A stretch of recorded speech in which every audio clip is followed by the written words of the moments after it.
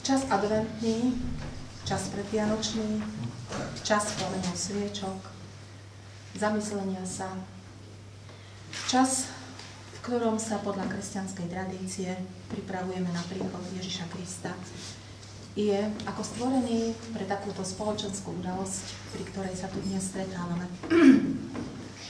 Vážení hostia, dovolte mi, aby som vás privítala na krste knihy Dobrá správa od našej známej autorky, umelkyne, maliarky, rezbárky a spisovateľky pani Evy Wilson.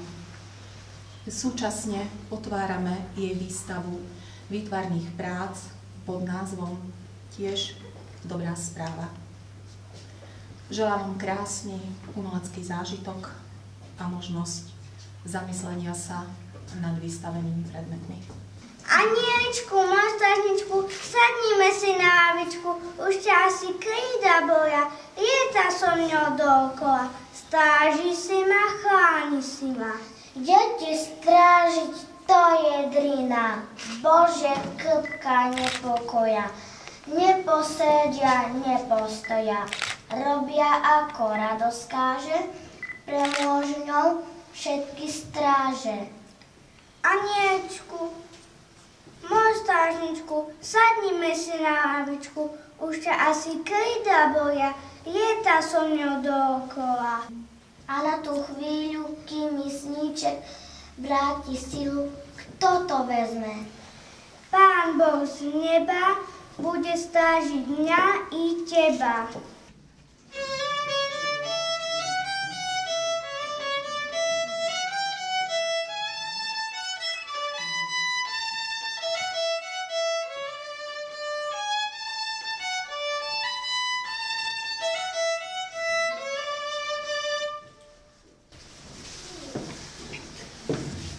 Dámy a páni, vážený pán primátor, pani primátorka, priatelia, priateľky, ešte raz vám prajem príjemný podvečer a ďakujem vám všetkým, že ste prišli stráviť tu spolu so mňou pár pekných chvíľ a uviesť do života malinkú knižočku alebo len takú maličkú brožúrku, by som povedala, s názvom Dobrá správa.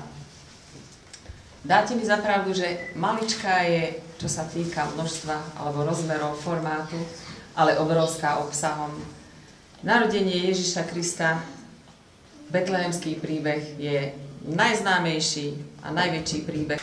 No a aby tomu príbehu a tej malej knižočke nebolo smutno, tak som si dovolila urobiť taký výber z mojej tvorby. A keďže poslami dobrých správ sú práve anjeli, tak som sústredila akože na túto malú výstavku práve anjelov a betlehemské motívy. No aby sme naozaj uviedli do života túto malinkú knižočku, tak by som poprosila tu katolíckeho pána farára Felediho.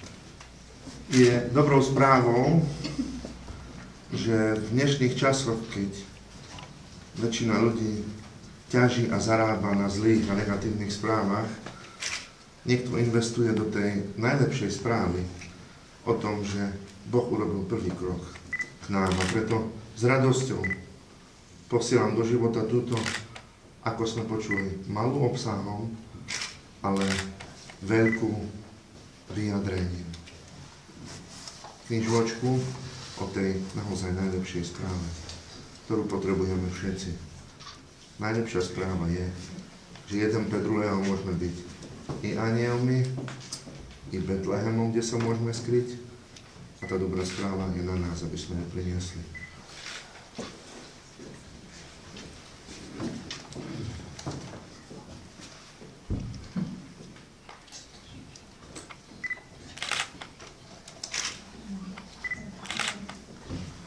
Prijal by som si, aby tak ako tá dobrá správa pred tými 2000 rokmi pretrvala dlhé storočia, 2000 ročia, aby aj toto dielo takisto iste nebude tak dlho trvať, ale aby čo najdlhšie pôsobilo v tomto prostredí, v tejto spoločnosti, aby sa menila k lepšiemu.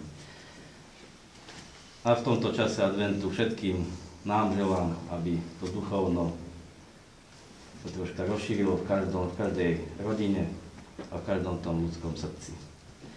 Takže s týmto posolstvom ešte raz ďakujeme za tvoje diela a prejeme tejto knižočke dlhé pôsobenie.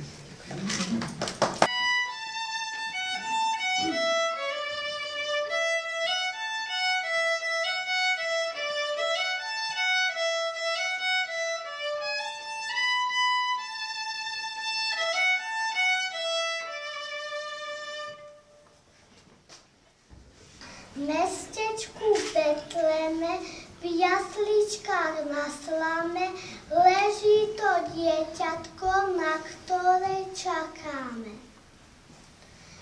Anielik bez krídel, Boží i človeči, nikto ho nevidel, každý ho dosvedčí. Dareček mu nesie tam. A ja mu do diaľky srdiečko posielam na miesto